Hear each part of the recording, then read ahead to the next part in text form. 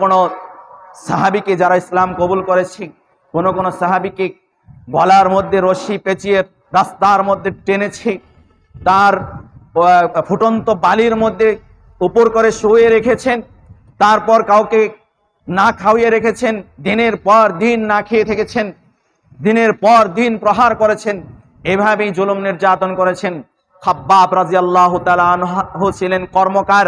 তিনি আগুন দিয়ে, কর্মকার যেমন ওই লোহা দিয়ে বিভিন্ন যন্ত্রপাতি তৈরি করে, খাব্বাব রাদিয়াল্লাহু তাআলা আনহু ছিলেন ঠিক সেরকম কর্মকার।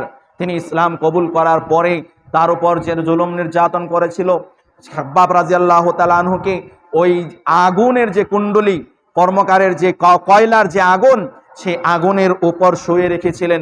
খাব্বাব রাদিয়াল্লাহু তাআলা আনহুর পিছন থেকে গর্ত হয়ে গিয়েছিল, সেই পিছনের রক্ত এবং মাংসের বীজে আগুন নিভে গিয়েছিল। এরকম নির্যাতন খাব্বাব রাদিয়াল্লাহু তাআলা আনহুর উপর চালানো হয়েছিল।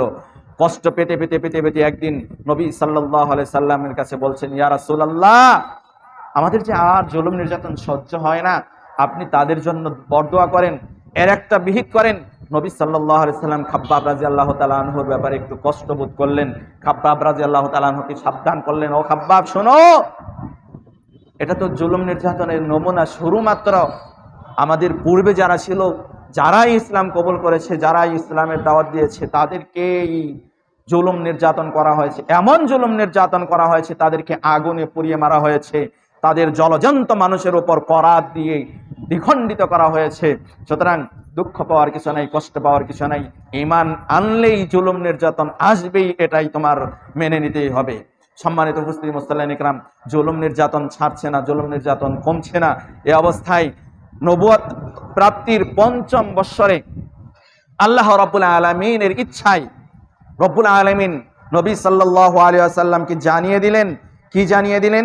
নবী সাল্লাল্লাহু আলাইহি ওয়াসাল্লামকে জানিয়ে দিলেন যে হিজরতের সময় এসেছে, এখন আর এখানে থাকা যাবে না, তোমাদের এই মক্কা থেকে দূরবর্তী স্থানে চলে যেতে হবে।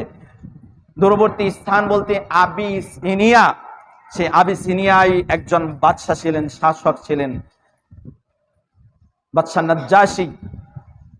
নবী সাল্লাল্লাহু আলাইহি সাল্লাম আগের থেকেই জানতেন যে তার ব্যবহার অত্যন্ত নরম, সেখানে সবাই সুখী শান্তিতে বসবাস করতে পারেন।